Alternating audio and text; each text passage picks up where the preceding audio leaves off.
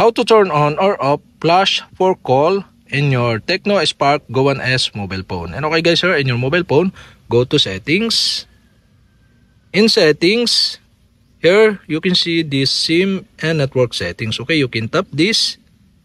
And after that, okay, so for my example in SIM 1, so I have one SIM only. And below of this, okay, scroll down and you can see the more settings. Okay, the call settings, you can tap this. And here in call settings, you can see the flash for calls. And the flash for calls is turned off.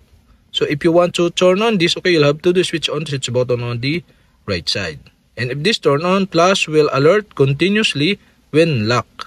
So okay, that's it. We have successfully turned on. And if you want to turn off again, okay, you'll have to do is switch off the switch button on the right side. And that's it. Okay, we have successfully turned on or off flash for call and Tecno Spark Go 1S mobile phone.